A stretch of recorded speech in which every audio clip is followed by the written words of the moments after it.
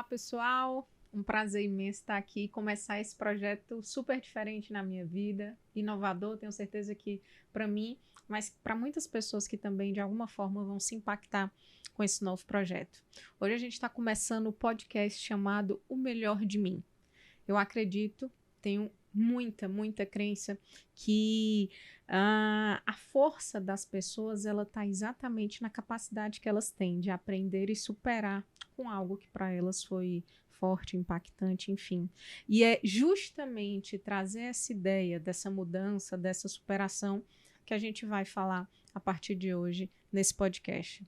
Com certeza vocês já ouviram a frase, nós não somos o que acontece com a gente, mas nós somos aquilo que nós escolhemos nos tornar com os aprendizados que a gente tira em tudo na nossa vida. Então, para iniciar esse projeto, como eu falei, é um desafio, é inovador, mas eu tenho certeza que vai gerar muitos frutos para muitas pessoas que certamente vão conseguir tirar algo proveitoso disso. Eu vou trazer uma convidada super especial, Jamile Paiva, aqui comigo. Muito obrigada por topar esse convite, por aceitar vir para a gente falar um pouquinho sobre isso. Imagina, eu que agradeço. Você é a primeira convidada, meu Deus do céu, que legal. Muitíssimo obrigada. Temos muitas coisas em comum Verdade, e vamos já falar sobre verdade. isso. Já me senti em casa com tudo que você falou. Que bom. Então, que bom. Muito obrigada de verdade por ter vindo, por ter aceitado, por ter topado. A Jamile, ela é mentora e atua com foco no amadurecimento feminino. Então, Jamile, vamos lá. O que significa, então, esse amadurecimento feminino? Quer dizer que é tirar a mulher de uma condição infantil, vamos dizer assim? Então, vamos lá. O que é amadurecer? Vamos pegar do que a gente entende por amadurecer de uma fruta, né? Digamos, uma acerola, uma melancia, seja lá, a fruta que você mais gosta.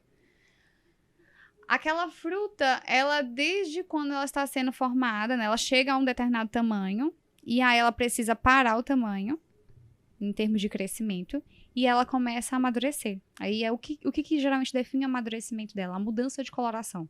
E com essa mudança de coloração, muda o sabor, muda o aspecto da fruta. Às vezes, aquela casca que tinha uma aparência muito lisa começa a ficar rugosa, ou que tinha um liso meio sem brilho, começa a ficar extremamente brilhosa. Aquela cor que era um verde, ela vai para um vermelho, né? Então, a fruta, ela fica mais gostosa depois de madura. Então, nesse sentido, nesse pensamento de aprimoramento, de se tornar melhor, é esse mesmo entendimento sobre a mulher. A gente já nasce pronta, as mulheres precisam entender que elas já têm tudo que elas precisam dentro delas. O que a gente precisa fazer é tirar várias camadas que foram colocadas.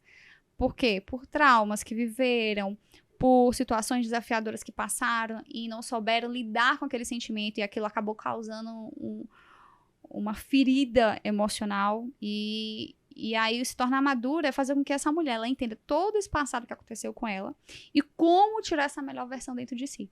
Assim como a fruta que cresce, chega a determinado ponto, tem fruta que cresce e não amadurece, apodrece, né? O famoso cresce e apodrece, e a gente quer o quê? A gente quer tornar maduras, né? E fiquem bonitas. Enfim, é mais ou menos isso. Que maravilha. De uma forma bem filosófica. Que maravilha, adoro filosofia. Mas quando a gente fala, então, nessa questão, nessa máxima, eu ia falar nessa possibilidade, mas não, é uma máxima, né? A gente ter essa possibilidade de crescer, amadurecer, enfim, e se tornar uma versão melhor de nós, Sim. De fato, é uma máxima que todos têm a possibilidade, apesar de nem todos usar, né, isso como um fato na vida. Eu imagino que para um dia ter virado essa chave, caído essa ficha para você deve ter passado por alguma questão nesse sentido. Então, me fala um pouquinho como foi esse processo para você. Para chegar até aqui, né? Isso. Como é que eu saí de uma pessoa que, por exemplo, trata de uma dor dessa, ela Exato. deve provavelmente, no mínimo, ter passado por perto, pelo menos, por algo, né? Onde isso mexeu com você? Onde isso fez sentido para você? Na verdade, o nome amadurecimento feminino foi uma nomenclatura que eu acabei descobrindo que levava a todo esse processo, né? Eu comecei a minha jornada voltada com autoconhecimento, que eu vou já te contar, da minha história, né, que gerou tudo isso, e no final das contas eu encontrei o nome amadurecimento, que reflete o que muitas mulheres querem, e que era o que eu queria na época, sem saber necessariamente que era isso que eu queria. Existiam muitas coisas que me incomodavam. Assim, onde é que começou tudo isso, né? Começou com uma dor. E que dor foi essa? Uma dor de um quase divórcio. Eu me casei muito cedo. Eu me casei com 18 anos de idade. E tive filha muito cedo. O casamento que foi provocado, sim, por uma gestação. Então, eu fiz tudo que os meus pais pediram pra eu não fazer, né? E aí eu comecei tudo ao contrário. Então, assim, na vida ideal pro meu pai, pra minha mãe, pra minha família, era o quê? Ela vai estudar, ela vai passar no vestibular, e aí ela vai trabalhar, ela vai conquistar tudo, aí ela vai encontrar uma boa da vida e ela vai ter filhos. E o que eu fiz? Eu tive filhos, eu já era junta com meu marido, mas só então que a gente começou a ter uma relação saudável. Aí eu comecei a trabalhar pra estudar, pra começar a buscar essa satisfação com a vida, né? Então foi uma invertida. Uma invertida. Uma leve invertida. Leve invertida. Hoje quase ninguém faz isso. Não. E isso é muito bom, sabe? Inclusive pra gente desconstruir esse padrão que a gente acaba criando inconscientemente, aquele né? Famoso inconsciente coletivo, né? E aprisiona as pessoas, cria um peso. Então, tipo, eu não tô seguindo o fluxo normal que todo mundo espera da sociedade. Eu não tô seguindo o fluxo, então eu me sinto culpada por isso. Porque eu tô sendo disruptiva, mas nem sempre é uma disruptiva sendo vista com bons olhos. É geralmente um disruptivo visto com olhos ruins. Né? Porque se a manada tá todo mundo indo primeiro trabalhando e eu tô primeiro casando, epa, eu tô louca. Então as pessoas jogam essa pressão nas outras e a gente recebe, né? Então eu carreguei essa pressão comigo. E a minha história começou, a grande dor, assim, que foi um marco da minha vida, que é o que eu sempre falo nos meus cursos, nos meus processos, foi quando eu cheguei à beira do divórcio. E eu olhei para um lado, eu não tinha nada. Eu olhei para o outro, continuava sem nada. E o que era esse nada, né? Era, além de tudo que eu prego hoje de ser importante, de realização pessoal, de equilíbrio na vida, isso eu não sabia nem o que era isso. Amadurecimento, me sentir bem comigo mesma, né? Ter autoestima, isso balela. Isso não era nada. Se você sentir à vontade, só pra quem tá assistindo entender, qual era a tua idade, mais ou menos, nessa época? Hoje eu tenho 27. Eu já tenho 27 anos. Então isso foi 5 anos atrás. 22 anos. 21 pra 22. Sua filha tinha... 2017. É uma menina, né? Uma menina. Isso, o ponto decisivo da minha história foi 16 para 17. Então, minha filha nasceu em 14, 15, 16, ela ia fazer 3 anos. 3 aninhos. Então, ela tava mais ou menos nesse período. E eu e meu marido, a gente vivia uma guerra fria. Eu acho que é a pior guerra de todas. Sim. A minha infância foi marcada por guerras frias, guerras mesmo de batalha, de sangue, de tudo. Mas a Guerra Fria, ela destrói, assim, ela pega assim na alma, sabe? Parece que vai corroendo por dentro, Vai né? correndo por dentro. Você morar na mesma casa com uma pessoa onde você não consegue olhar na cara, onde você não dirige a palavra, onde muitas vezes você tem nojo, sabe? Não queria estar perto. Então, o relacionamento com meu marido chegou a esse ponto. O que é que fez? O que é que você acha que fez chegar nesse ponto? Agora a gente, quase 6 anos, né? Passado isso, esse ano a gente faz 10 anos juntos. Passados tudo isso, a gente consegue ver com muita clareza. Mas na época, não. Sim.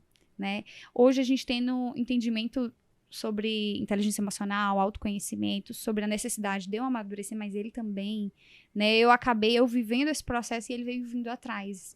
Eu puxei ele literalmente com a minha transformação. Eu parei de querer mudar meu marido e eu fui mudar a mim. Eu fui me conhecer, eu fui buscar o melhor de mim. Foi quando eu comecei a buscar o melhor de mim, e não por ele, nem por mim, mas por mim, é que as coisas começaram a girar. E as mudanças foram acontecendo naturalmente. Então, o ponto decisivo foi em 2017, foi quando eu dei um basta. Até então, eu não sei você, mas eu fui criada pra casar. Então, assim, a minha mãe a vida inteira me educava. Olha, porque quando você tiver seu marido, você vai fazer assim, vai fazer assado, não vai fazer isso. Olha, homem gosta disso, homem não gosta de mulher assim. E ela me criou assim por quê? Porque ela foi criada assim, né? Então, eu via minha mãe, por exemplo, meu pai às vezes chegava muito tarde, enfim, por inúmeras razões. E eu via minha mãe, muitas vezes, depois de trabalhar o dia inteiro, ir pra cozinha, fazer uma comida pro meu pai virar e dizer que tava horrível. E eu, apesar de ter sido criada para casar, eu criei olhando aquele universo na infância e dizendo, eu não quero isso pra minha vida. Eu não vou fazer isso, eu não vou tolerar isso. Então veja, de onde é que já vem um monte de crença, né? Uma pessoa que já nasceu pronta para casar, mas o tempo inteiro vivia ressabiada. Então meu marido não podia fazer nada, que eu já... A razão, ela estava embasada no que sua mãe falava, né? É o que me parece de... É isso, casamento é isso, você tem que fazer assim, você tem que esperar assado, você tem que agir dessa forma. Mas a emoção estava ancorada em algo completamente diferente, que era exatamente o que você não queria. Então, em muitos momentos a gente acaba chega num conflito, o que eu quero não é o que eu desejo e o que eu desejo não é o que eu quero. E muitas vezes reproduzindo inconscientemente aquilo que você dizia não querer. Sim. Porque hoje meu pai é outra pessoa. Mas eu vivi a vida inteira dizendo, eu não quero um homem que nem meu pai. E eu me tornei meu pai. As mesmas coisas que meu pai fazia com a minha mãe, eu comecei a fazer com meu marido. De oprimir, de tratar indiferente, mesmo tendo aquele ideal de esposa, porque no fazer, eu fazia tudo que tinha pra fazer. Eu arrumava tudo, eu deixava tudo muito em ordem, eu tava buscando ali, apesar de muito nova, estudar, trabalhar, então assim, mas emocionalmente imatura e ferida. E você considera então que você era uma mulher forte, mas ao mesmo tempo então não sabia trabalhar essa força e passava feito um trator, um rolo compressor em cima... No caso do seu esposo, que era quem estava mais perto de você? Interessante, porque eu nunca parei para me analisar como forte. Porque pelo que você traz na sua fala, você era uma mulher muito forte, decidida, sabe exatamente o que você queria, o que você não queria, o que você fazia, o que você não estava disposta a fazer. E ele, que se quisesse, que te acompanhasse. Que mudasse. Uma força, sim, vendo por essa perspectiva, mas... foi justamente quando eu resolvi me vulnerabilizar que as coisas começaram a mudar. Então, eu acredito que era uma força para impedir que certas feridas fossem mexidas. Uma força ou uma autoproteção, Uma né? autoproteção. E nessa hora, Jamília, eu lembro de uma metáfora que uma vez me contaram que eu acho muito interessante. Tudo aquilo que me protege é aquilo que me aprisiona. E às vezes a gente cria castelos, né, ao nosso redor, mas aquelas muralhas, por mais que elas nos protejam, né, de alguma forma, elas acabam também nos aprisionando, por outro lado, por outra visão. Então, veja bem, em quantas coisas na nossa vida a gente acaba fazendo isso. A gente tem tanto medo de sofrer, de ser enganado, de ser traído, de ser feito de besta, que a gente acaba se protegendo. Mas chega uma hora que a gente constrói uma muralha intransponível, sim, até para aquela pessoa que está ali do nosso lado e que convive com a gente e que vive guerreando literalmente contra uma ilusão que a gente criou de possibilidade de, enfim, sentir a dor que a gente não quer sentir de novo. E para cada um, essa dor é uma dor diferente, mas é algo que eu lembro que me chama muita atenção. Tudo aquilo que nos protege também é o que nos aprisiona. Amei. E muitas vezes a gente faz isso com a gente mesmo. Amei, já vou adotar essa frase. Amei, e assim, uma pessoa quando ela cria esse castelo, ela não tá errada. Ela não tá errada, porque ela criou aquilo pra se proteger, pra se blindar. Porque, de alguma maneira, ela conhece aquela dor. Exato. E ela não quer voltar a passar por aquilo, que era meu caso. Então, eu tive uma infância difícil, uma adolescência mais difícil ainda, e caí de paraquedas num casamento, num relacionamento, onde todo mundo ao meu redor dizia que meu marido era perfeito, só que entre quatro paredes não era. Graças a Deus, né? Não era. Senão ele não tava nem aqui nessa terra. Ele já é verdade. É verdade, mas assim, bem longe do que as pessoas projetavam como perfeição, né? E veja, isso era... O que era que doía, Jamília? Ai, doía tanta coisa. Tá, fala pior. Cara, tá aí, falando nesse ponto, uma das coisas que me doía muito era essa pessoa, porque assim, meu marido, ele é um ser humano de fato fora da curva. Ele é um ser humano onde você senta com ele, você sente uma energia diferente. Não é porque é meu marido não, mas é real. Você senta com ele, você sente uma energia diferente. Ele é um cara que tem uma visão de mundo muito bacana. Você senta com ele, você não quer parar de conversar. E ele Só um parênteses da mulher apaixonada que você é, né? Porque o tempo todo você fala que foi difícil, que passou por uma dificuldade, mas sempre coloca ele numa posição com muito carinho, com muito respeito, com admiração. Total. Então, assim, muito apaixonada, assim, mas eu sempre consegui distinguir esses dois seres humanos. Que o cara que era visto como um cara massa, e ele sempre foi, de fato, não era o mesmo cara massa casado comigo. Porque a pessoa Marcelo com os outros, isso ele já desenvolvia ao longo da vida dele inteira. Agora, Marcelo, o marido, era a primeira vez. Então, essa pessoa, na verdade, nem existia. Porque enquanto ele era maravilhoso na rua, eu em casa lidava com um cara individualista e muitas vezes até egoísta. E machista. Então, não combinavam. Pareciam duas personalidades diferentes. Então, pra mim era muito dolorido ver eu não ter o local de fala, até mesmo com as minhas amigas, pra me abrir sobre o meu casamento. Porque elas viam aquele ser humano que entre amigos, com as pessoas, era tão maravilhoso, era inconcebível acreditar que aquele cara entre quatro paredes fizesse qualquer coisa de diferente. E não que ele tivesse alguma bipolaridade ou nada do tipo. Não, foi porque as crenças dele foram voltadas pra ele viver somente para ele. E os outros que quiser que se pelassem para acompanhar. Então, eu que quisesse que me adaptasse. Isso não era dito, tá? Isso é a nossa visão hoje, olhando de fora, depois de tudo que a gente passou. Mas, pelo que você me falou, você também tinha esse comportamento. Eu tinha. Então, era por isso que era uma guerra. Uma guerra. Uma guerra fria. Né? Cada um queria que o seu jeito, que a sua forma, que a sua escolha fosse a escolha ali daquela relação. E muitos casais nesses momentos, eles se esquecem que quando a gente resolve se tornar casal com alguém, não é mais o meu jeito ou o seu jeito, é o nosso jeito. É o nosso jeito. É o jeito que a gente escolhe e que a gente vai aprender a desenvolver, mas que se adapte a mim e a você. Né? É isso mesmo. Acho que quando a gente entra numa relação, num casamento, a gente precisa fazer uma desconstrução de quem nós somos e pensar, quem que eu quero me tornar com essa pessoa? Porque eu tava até ouvindo de alguém mais cedo hoje, dizendo, a gente não se entrega, né? Metade da laranja aqui tem metade da laranja. É 100% de mim com 100% do outro. E a gente vai ver o que cada um vai precisar organizar daquilo ali, o que cada um vai precisar ceder. E quando a gente entrou no casamento, né? Ninguém queria ceder. Eu não queria ceder, ele não queria ceder. E a gente não tinha objetivos iguais, a gente não tinha propósitos semelhantes, a gente não tinha uma visão clara de futuro para onde a gente queria que a nossa família fosse, aonde a nossa família estivesse. Então era eu puxando a família para um lado para crescer para cá, ele puxando a família para o outro para crescer para cá, e muitas vezes nem com família ele fazia isso, ele pensava só nele.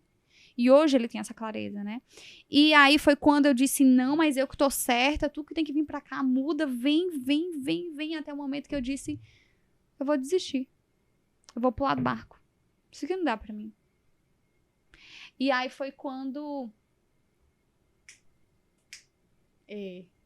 De nada. E aí eu tava prestes a pular pro barco. Foi quando eu literalmente olhei pra minha vida, eu não vi que eu não tinha nada. Eu não tinha um emprego direito, eu não tinha um estudo, eu não ganhava dinheiro, eu não tinha nem conta no banco, bem dizer, naquela época. E eu olhei pro lado, eu tinha só uma coisa extremamente preciosa. Minha filha. Ia ser o ser humano mais impactado pela minha decisão e tinha consciência disso. Porque eu vivi, quando criança, num lar desestruturado emocionalmente. Então eu sabia o peso da minha decisão. Apesar dos meus pais nunca terem se divorciado, e graças a Deus por isso. Hoje eu digo isso. Mas eu sabia o peso que ela provavelmente iria carregar. As dificuldades que ela iria ter. E cabia naquele meu momento tomar uma decisão. E eu disse assim, eu vou pular do barco. Mas antes de eu pular do barco, eu vou mudar. Eu vou fazer o melhor de mim. Eu vou dar o meu melhor de mim. Se eu pular do barco, eu vou pular do barco sabendo que eu dei o meu melhor. E eu não vou poder nunca olhar pra trás e dizer, me questionar do que eu não fiz. Eu saio, mas eu saio em paz, sem precisar olhar pra trás. E foi essa decisão. Por ela. Primeiramente por amor a ela. E foi por amor à minha filha e por viver esse caos que a nossa vida era. É engraçado que me fez lembrar, sempre quando eu vou falando desse passado, me vai voltando cenas ou emoções que me remetem a momentos, né? A pior hora do dia, quando eu era criança, por conta eu sempre volto no ponto de quando era criança, porque tá tudo muito intercalado. A adulta que eu me tornei, principalmente nessa época, foi quando eu comecei a curar minhas feridas. Tudo tem muita ligação com a minha infância, a reprodução de sentimento, de emoção, né? Então, lembrei agora, eu falando, que quando dava 6, 7 horas da noite, que era geralmente o horário que meu pai chegava em casa, dava uma melancolia, uma tristeza, porque eu sentia que estava ali na iminência dele chegar e confusão começar a acontecer. Ele e minha mãe entrar em algum tipo de divergência. E nessa época que eu estava casada com meu marido, eu tinha a mesma sensação. O sol começava a ir embora, a melancolia batia. A tristeza batia, a sensação de tipo, caraca, ele vai já chegar, a gente vai já brigar, vai já dar merda. Eu não aguento mais isso. Era a mesma emoção, o mesmo sentimento, a mesma sensação. Você concorda que a gente traz nossa criança ferida para os 20, 30, 40, 50, 70, 100 anos, se ela de fato nunca for cuidada, e que, de alguma forma, se a gente não aprende a ter clareza dessas questões e trabalhar elas, todo mundo que estiver com a gente no barco, na história, vai sofrer as consequências de situações que nem foi ela, provavelmente, que iniciou. Mas nós já estamos tão ancorados, de alguma forma, em emoções negativas, como isso que você falou. Às vezes é o pôr do sol, que remete a uma memória afetiva, né? E que é capaz de despertar em nós sentimentos, emoções que não são tão boas. E naquele momento, né, o que encosta, e geralmente o que encosta na gente sempre é o que está mais perto de nós. Ixi, É por isso que é tão difícil lidar com os familiares, com o esposo, com a esposa, porque é quem está mais perto da gente, né? É quando a máscara de fato cai, né? E essa história que não foi trabalhada, ela vai reverberando e fazendo com que as nossas relações atuais, a nossa história atual, ela continue numa repetição. Enfim, eu como psiquiatra e por atender tantas pessoas todo dia, a grande dor das pessoas são as relações. Ela pode chegar com uma queixa de depressão, de ansiedade, seja o que for. Se você aprofundar na dor, a questão sempre está relacionada, sempre tem uma questão com alguma relação. Geralmente a relação primeira que ela enxerga e que ela conta como problema da vida dela é a relação conjugal, é a relação afetiva mais atual que ela tem.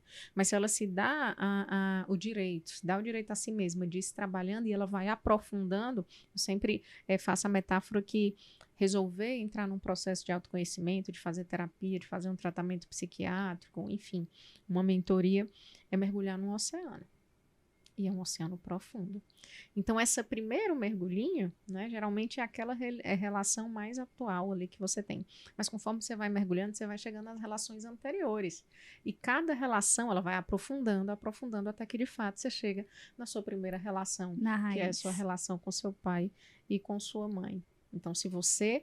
Gente, eu até sempre brincava, né? Assim, eu só caso com quem tiver boa relação com pai e mãe. Porque se não tiver... Mas porque, de fato, eu não só acredito como observo isso. Sim. Né? As pessoas que tiveram, e na verdade todos nós, porque nossos pais não são perfeitos. Sim. Né? São seres humanos que de repente se tornaram pais. Sim. Né? Pais e mães. Então é óbvio, né, que um dos nossos grandes desafios é aceitá-los como são, sermos capazes de ser gratos por eles nos ter dado a vida, né? E reconhecer que é isso, que eles não são perfeitos, perdoar e seguir a nossa história, sem querer compensar a história dos nossos pais. Porque tem gente que, inclusive hoje, sofre e faz das próprias relações uma tentativa de consertar a história dos pais. É isso mesmo. Tem uma frase que eu adoro, que acredito que a gente consegue... Tem uma frase que eu adoro, que eu acredito que a gente consegue remeter bastante disso tudo que a gente vem falando. Quem tá ferido, fere. Quem tá curado, cura. Então, se eu não tenho esse entendimento e esse discernimento sobre quem eu sou hoje, como eu estou, o que me fez chegar até aqui, que criança é essa? A gente começou falando sobre criança, né? E por isso que eu já fui me abrindo logo falando aqui de pai e mãe, porque eu já tenho essa consciência dessa ligação de o que me fez chegar até esse lugar, né? E é muito das relações, do que eu vivi na infância, até porque eu casei muito cedo. Então, eu não tive oportunidade de ter outras experiências que fossem reforçando essas crenças de outra maneira. Então, eu entrei de cara no casamento. Então, foi logo de cara no casamento uma faculdade da vida para reforçar tudo de ruim que eu vi na minha infância. E foi quando eu me permiti me vulnerabilizar, tirar dessa casca de força e dizer assim, eu não vou pular desse barco até que eu não tenha dado o melhor de mim. Foi que eu comecei a virar a chave e comecei a tirar essa melhor versão. E posso te dizer, pau que nasce torto, se endireita assim. Se endireita assim. Isso, e eu digo, não é só por mim, não. Por pessoas ao meu redor, por alunas minhas e por mulheres que eu tive a oportunidade que se permitiram que eu as guiasse. Então, pau que nasce torto, endireita assim. Mas é preciso decisão. E nem todo mundo está disposto a isso. É preciso não só decisão, mas é preciso também querer sair da zona de conforto. Se dedicar para mexer nisso tudo, porque dói. Claro. Falar sobre coisas que te machucam, que te ferem, dói. Mas é uma dor que vale muito mais a pena ser sentida. Essa dor de trabalhar esse machucado para se curar, do que a dor de ficar o tempo inteiro metendo o dedo nessa ferida. Machucando outras pessoas. Machucando outras pessoas. Eu tenho certeza que quem tem algum problema assim na vida, um ciclo vicioso que tá vivendo, não aguenta mais.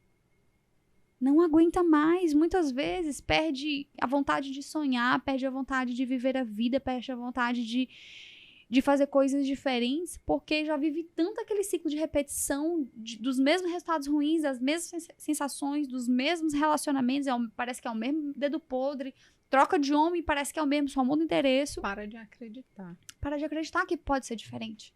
E se entrega de fato e vive uma vida sempre cabisbaixa, mais ou menos, e aí eu acho que a gente pula essa pessoa que vai vivendo assim, com o passar do tempo, ela começa a desenvolver transtornos, doenças psíquicas, uma fibromialgia, que é uma depressão da alma.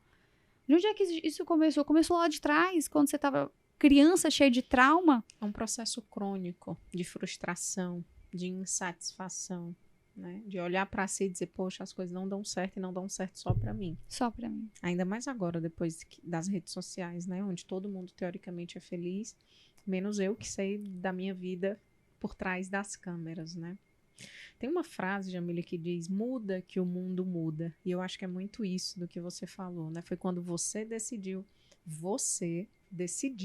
veja que palavras fortes, você, Jamília, decidiu pela sua própria mudança. Foi o exemplo, né? Foi o que você foi mudando em você e, com certeza, nas suas atitudes, nas suas palavras, foi que foi gerando a mudança ao seu redor, mais do que qualquer outra coisa que você pedisse, que você dissesse que precisava mudar. Como foi essa mudança? O que foi que você, assim, como foi que você disse, eu vou dar o melhor de mim, então hoje eu vou pro salão. Então eu vou dar de mim, hoje eu só vou me maquiar todo dia e dormir bonita. Entendeu? O que foi? O que foi essa mudança? Tem, essa mudança, ela é muito clara, ela tem um start, né? O que foi se tornar essa mulher melhor? Essa mulher que dava o melhor dela? Teve um start, uma decisão, que eu sempre gosto de falar sobre ela, né? E, assim, uma frase que exemplifica muito quando a gente fala de mudança, quando a gente fala de amadurecimento. A palavra convence, mas o exemplo arrasta.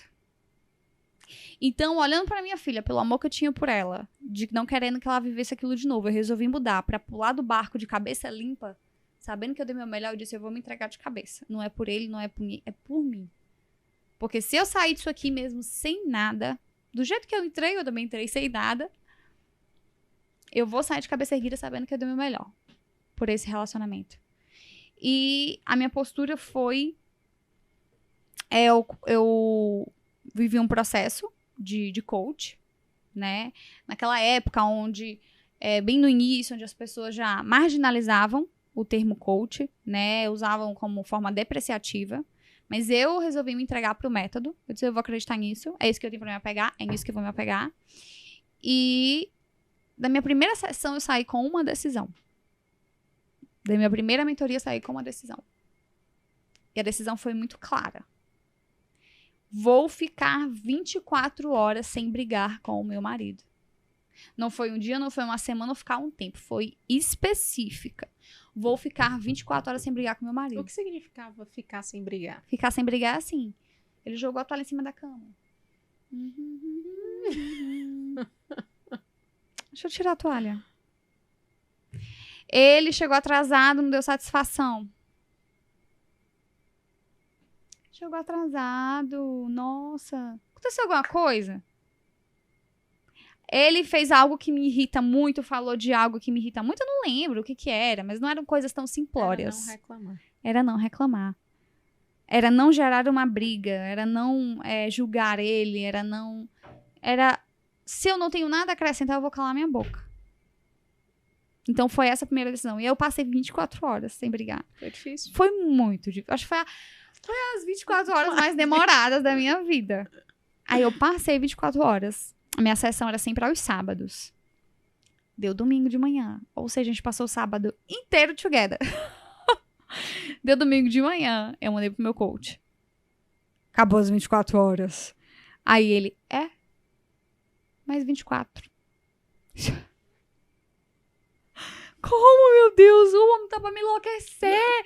E parece, olha só, quando você decide mudar, se atente pra uma coisa. O inimigo atenta. É aí que, eu quero agora emagrecer, eu vou fazer uma dieta. Pois você vai ser convidada para 20 confraternizações, aniversário, casamento, tudo que não tinha pra acontecer, você vai agora só porque você entrou em dieta. Aquela tua amiga que tu combina café com ela 3 meses, ela vai te mandar mensagem essa semana chamando pra tomar café. E ela vai comprar pão de queijo, bolo de cenoura com chocolate, tudo. Sabe, eu acredito nisso, mas eu tenho uma crença de um porquê. O universo é tão maravilhoso, e eu chamo de universo, você pode chamar de Deus, enfim. Eu falo universo para ser um pouco mais ecumênica, vamos dizer assim. Mas não existe a possibilidade de você pedir a Deus paciência e a paciência entrar simplesmente no seu coração. Ele vai te dar experiências, situações onde você vai poder exercitar a paciência, exercitar o autocontrole, exercitar a compaixão, o olhar empático.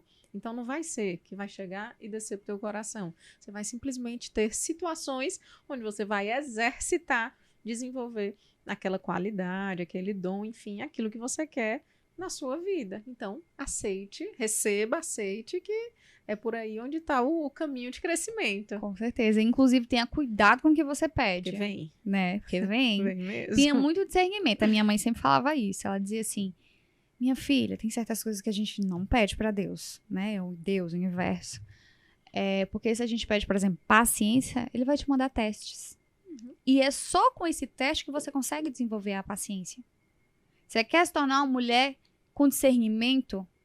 Pois vão te aparecer situações onde você vai precisar aprender a decidir correto. Você quer ter sabedoria espiritual? Pois vão te aparecer vários testes para saber até onde você é forte espiritualmente. Você quer fé? Deus fortalece a minha fé. Pede para você ver o que acontece. Vai começar a vir situações e situações onde a tua fé vai ser colocada em jogo. E assim a gente vai... Provação.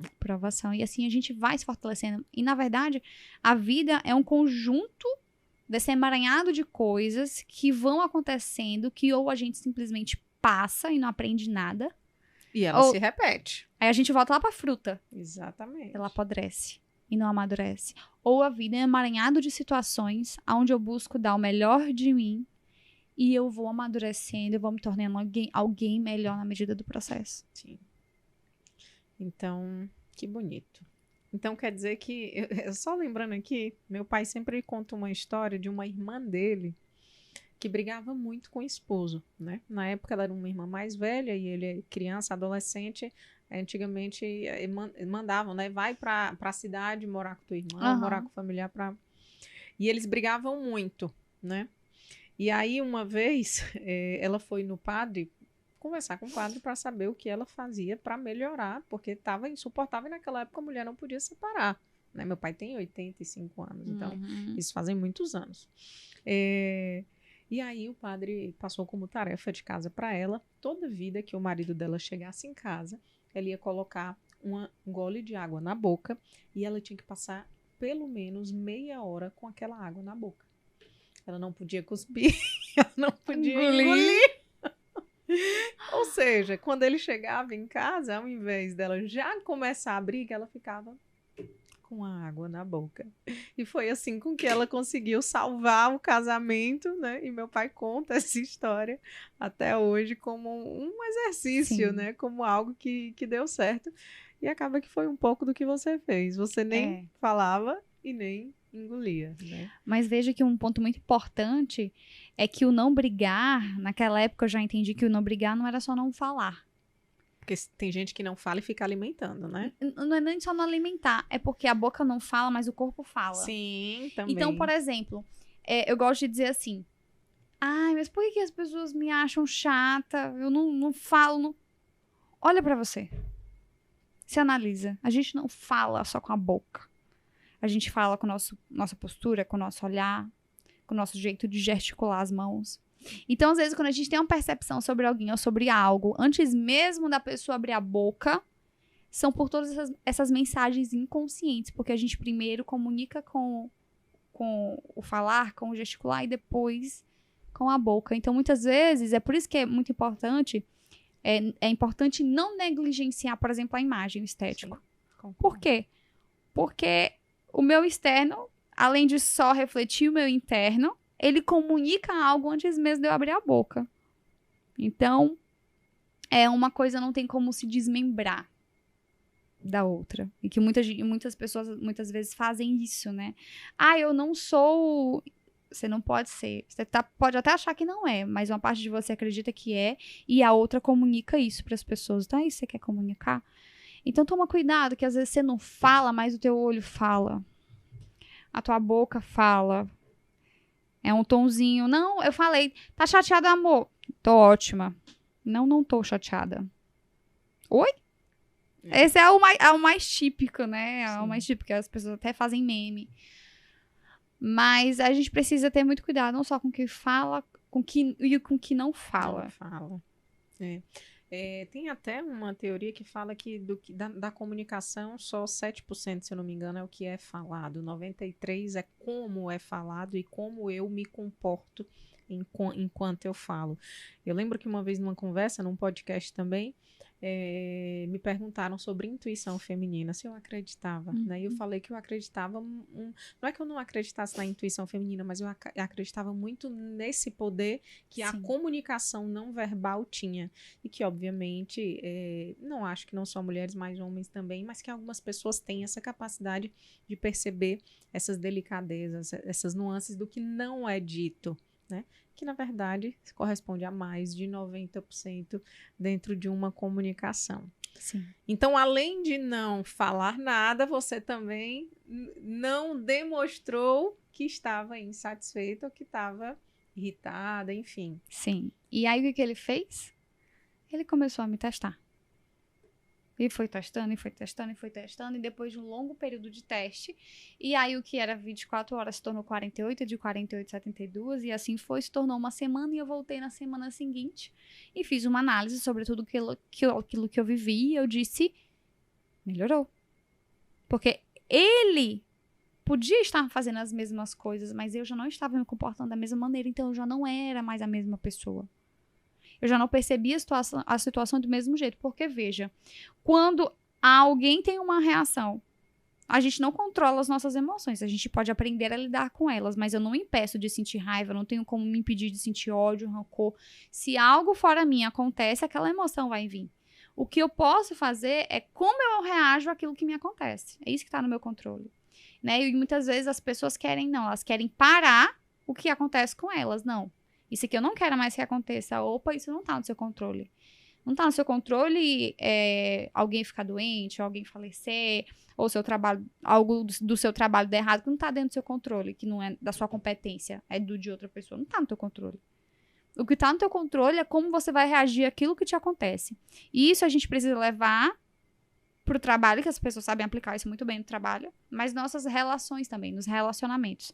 Então, quando eu tô aqui com meu marido e ele me faz algo que me magoa, que me machuca, e eu entendo que aquele comportamento que ele teve, aquela emoção que me gerou, eu não sou aquela emoção, ela não necessariamente me define, ou ela não precisa definir qual vai ser a minha reação, e eu decido agir diferente, ali eu tô construindo uma nova mulher. Uma nova mentalidade. Ali eu estou aprendendo a lidar com a minha emoção. Então foi aí quando eu comecei a ver que ele continuava fazendo as mesmas coisas, mas elas já não batiam da mesma maneira em mim. Porque eu fui de maneira sem querer, por conta da minha decisão, aprendendo a lidar com o que ele fazia. Então ele fazia, aquilo vinha, mas eu não reagia mais da mesma maneira. Então ele fazia as besteiras lá que ele fazia, tinha uns comentários super sem noção, e eu deixava do jeito que vinha, saía, não gerava a minha reação, e aí depois aquilo viria um caos, né? A gente brigava horrores, né? Então já não tinha mais a minha reação, então ele não conseguia brigar, porque quando um não quer, dois não briga, na verdade. Era isso que eu ia te perguntar. De novo, ouvindo muitas pessoas, eu acabo percebendo, Jamile, que as divergências que nós temos com outras pessoas, com outras situações, elas estão muito embasadas numa incapacidade que muitos de nós temos de não aceitar as coisas ou as pessoas como elas são. Sim. Né? A partir do momento que eu passo a virar essa chave, que eu passo a mudar essa situação, onde simplesmente eu aceito. Aceitar não quer dizer que eu concordo com determinada coisa. Só quer dizer que eu entendi que aquilo é como é e não está sob o meu poder, né, essa capacidade de fazer aquela situação ou aquela pessoa mudar. Então, voltando isso para você. Você acha, então, que a partir desse momento você passou a aceitá-lo exatamente como ele era? Comecei, mas na verdade, a gente teve um período, mais ou menos nesse período, foi nesse período de amadurecimento, que acho que foi tudo nesse embaralhado, assim, né? Algum tempo depois, 2 anos depois, 3 anos depois, mais ou menos, eu e meu marido, a gente teve uma conversa muito franca, justamente falando sobre esse passado muito recente na época, né? E uma das coisas mais doloridas que ele me disse, que eu fiz com ele, foi que eu comecei a sufocar ele de uma maneira que ele sentia que ele não podia mais ser quem ele era. Isso é muito forte. É muito triste. Você conviver na mesma casa que alguém que impede de você ser quem você é mesmo. E aquilo, quando ele me falou isso foi uma das coisas, acho que mais doloridas que eu fiz com ele, ao meu ponto de vista, porque eu passei por isso. E eu fui, eu era, não sei como você era como adolescente, mas eu fui taxada por muito tempo de adolescente rebelde. Adolescente rebelde, e eu de fato acreditava que eu era adolescente rebelde. Hoje, sendo mãe, olhando para as minhas filhas, olhando para trás e olhando para mim com carinho, aquela criança que eu tanto reneguei, que eu tanto julguei da mesma forma que me julgavam, que eu achava tão errada, eu olho e digo, eu não era rebelde. Eu não era rebelde. Eram as pessoas que estavam comigo que não tinham maturidade suficiente ou entendimento suficiente para lidar comigo ou me ajudar a tirar o melhor de mim. Porque o fato de ter esse temperamento muito decidida, de saber o que quer e de ter clareza das coisas. E assim, aí se eu sei que esse aqui é um copo com água, ele é assim, assim, assado, eu vou até o final pra defender que ele é um copo com água, assim, assim, assado. E por ter dentro da minha casa pessoas que tinham a personalidade do mesmo jeito e aquilo era extremamente conflitante, então era mais fácil me taxarem como rebelde. E eu acabei incumbindo aquilo e acreditei veemente nisso. E foi só depois que eu comecei a me tratar, ou tratar o meu casamento, que eu fui me libertando. Que aquela versão foi voltando à minha verdadeira essência.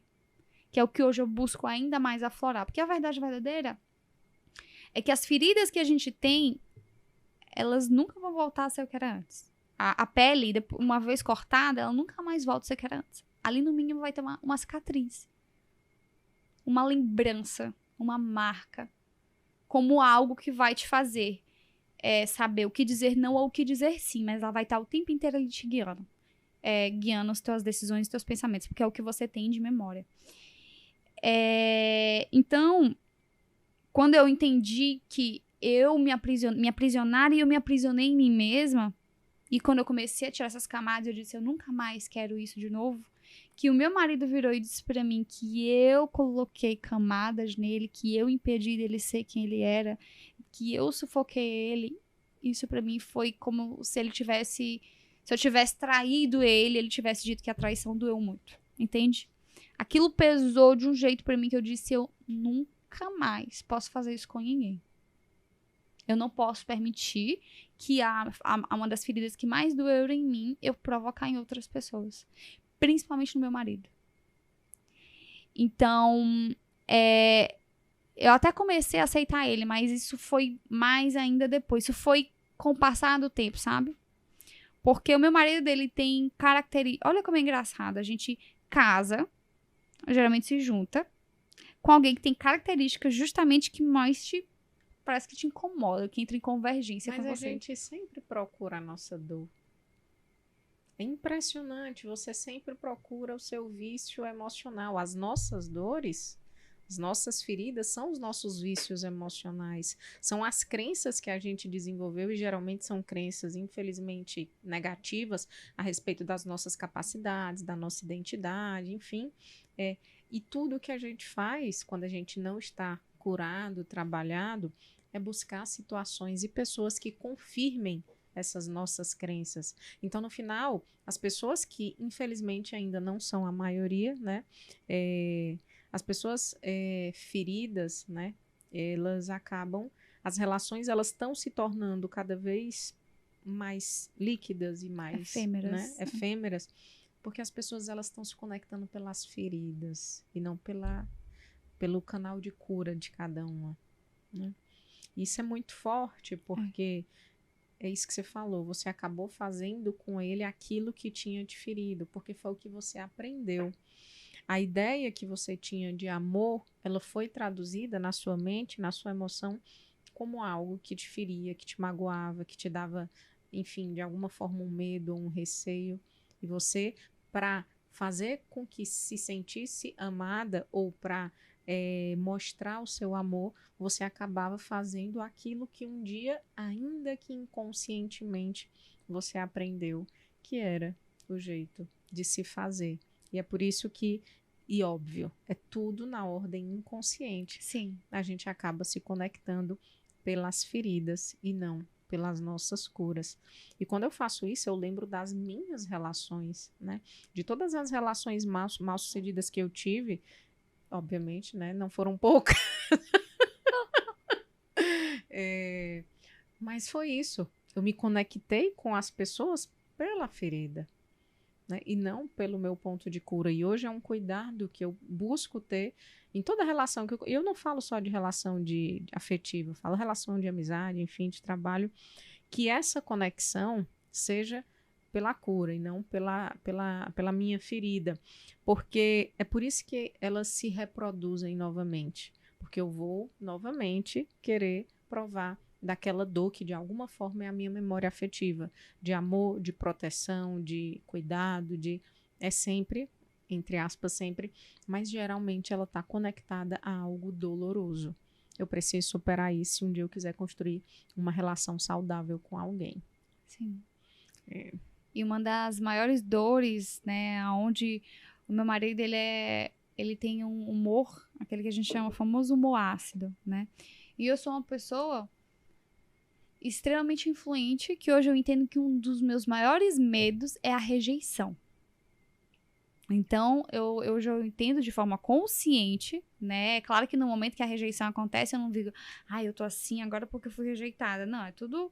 Depois a gente analisa, né? Geralmente, nem sempre eu tenho essa percepção no momento que tô vivendo. Tipo, eu senti isso por quê? Porque eu fui rejeitada, mas eu fui rejeitada mesmo ou fui eu que só me senti rejeitada? Às vezes nem sou rejeitada, é só a sensação. Então, um dos meus maiores medos é a rejeição. Todo ser humano, né? Ninguém gosta de ser rejeitada, mas em mim isso é um valor muito forte.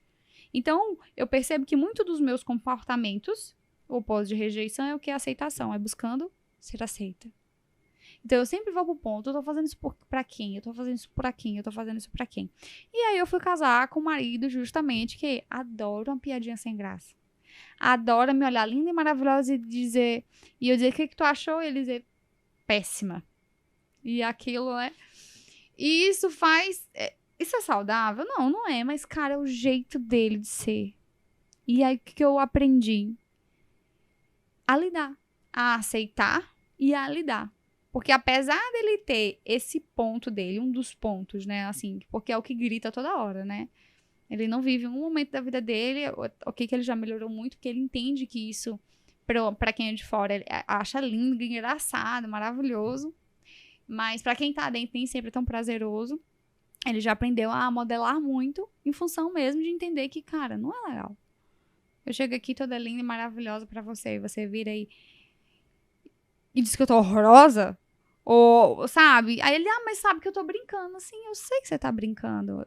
Conscientemente, mas lá no meu inconsciente você tá me rejeitando.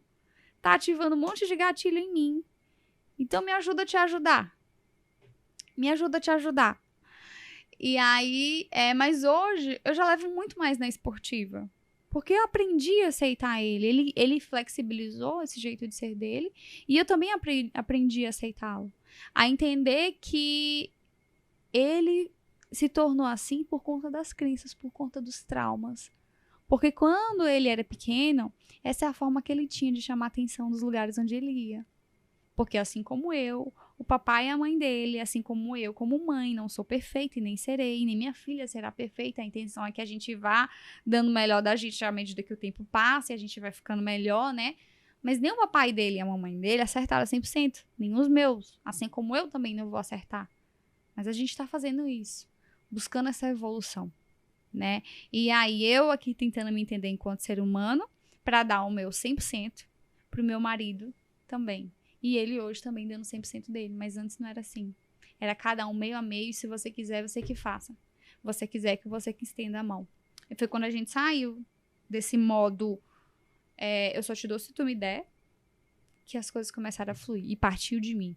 E por que, voltam lá pro início, eu trabalho com amadurecimento, feminilidade. O meu conteúdo é voltado para a mulher. Porque eu acredito que a mulher, ela é o cerne de transformação da família dela.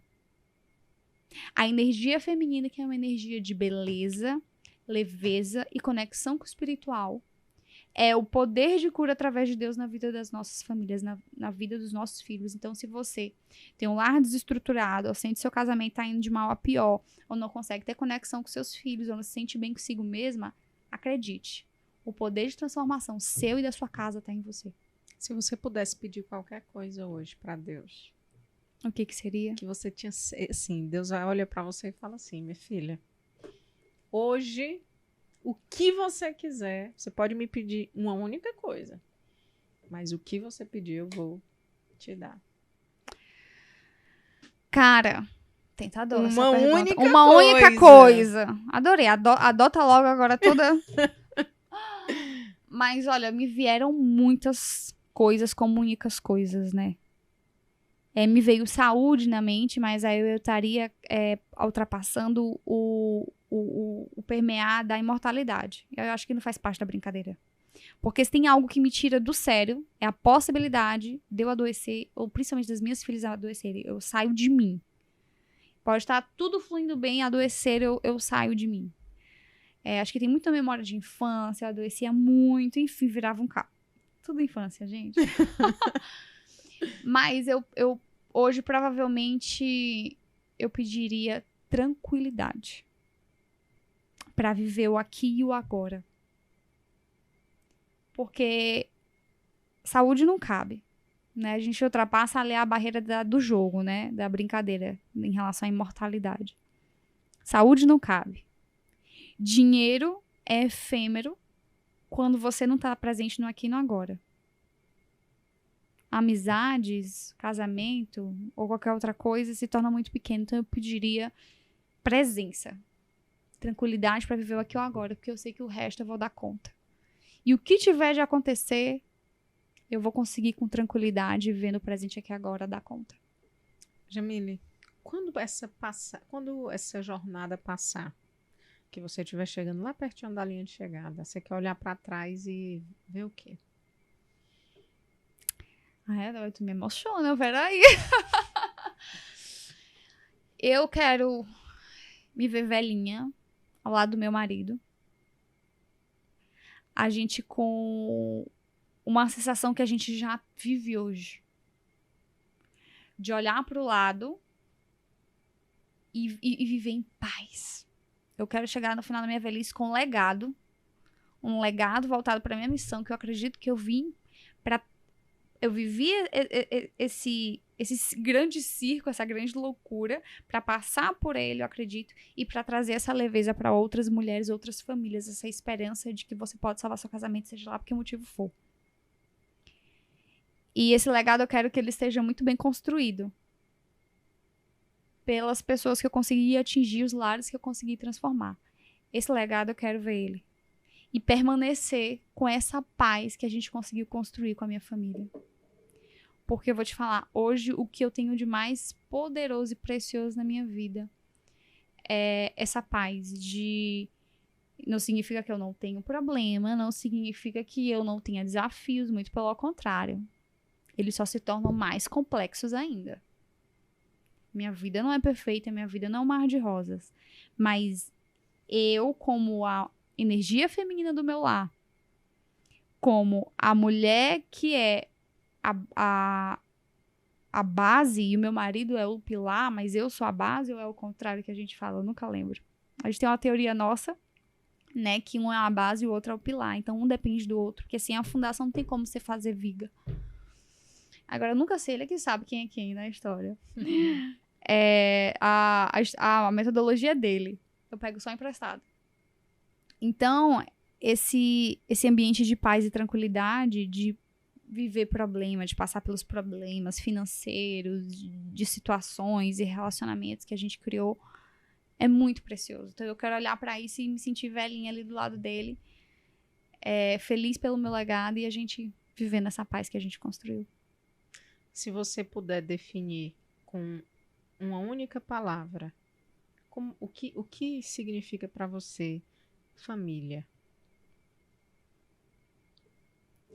Isso é pergunta difícil atrás de pergunta difícil, hein, Lu? Uma única palavra. Caraca, o que significaria família? Não vai poder repetir, viu, a palavra? Vai ter outras coisas. Vai, meu Deus, peraí, deixa eu tentar esse objetivo. O que veio na minha... Eu vou te dizer o que veio na minha cabeça. Eu não sei por quê. Intencional. Intencional. Não me pergunte por quê. Forte, hein? Vamos precisar de outro podcast para falar isso. Né? Intencional. Eu poderia até traduzir como escolha. Intenção, eu escolho. Trabalho. Uma única palavra. Superação. Superação. Muito bom. Isso é mais fácil. Deus.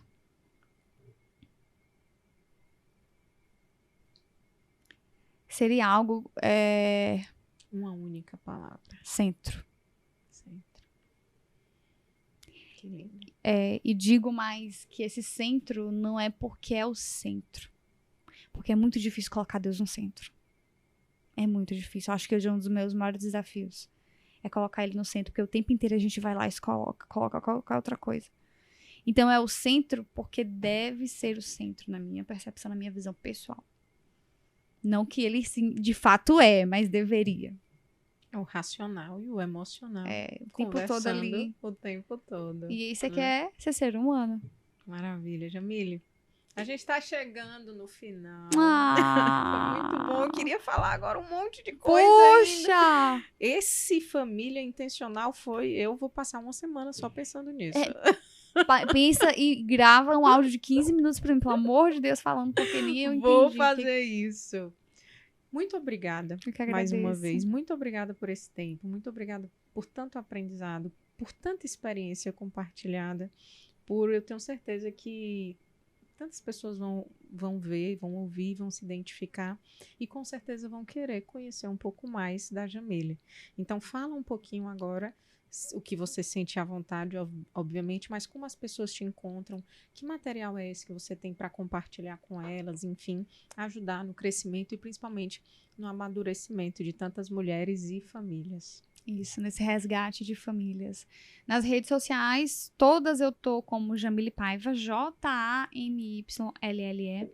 Acabamos de lançar o meu método Start, que é justamente para aquelas mulheres que estão perdidas ou para aquelas que já estão em algum momento no processo do autoconhecimento, mas precisam retomar ou precisam se centrar, querem recomeçar.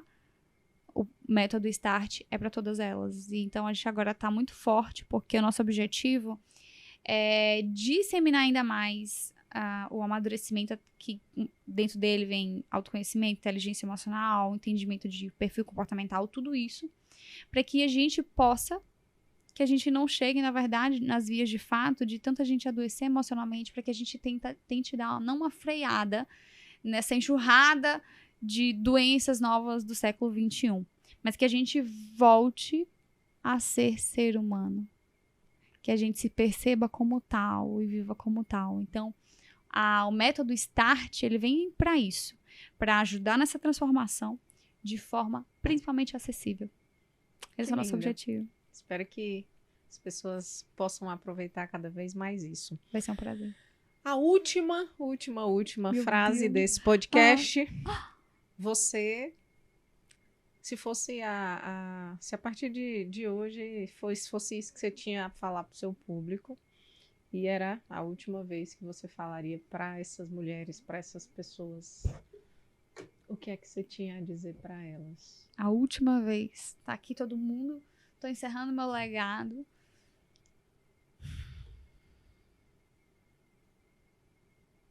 Caraca. Meu Deus, é só pergunta difícil. Como é que faz? Tem que ser forte. Forte. Vem várias frases super clichês. Você tem 1 minuto para falar para elas, meu Deus. O que você nunca mais quer que elas esqueçam. Eu não quero dizer uma frase clichê e não necessariamente dizer uma frase. Mas eu diria que não pare enquanto você não alcançar a sua essência. Não pare. Porque enquanto a gente estiver buscando essa essência, que provavelmente é o mais perto, lá de quando você era pequenininha, que talvez você nem lembre, a gente vai estar buscando isso aqui.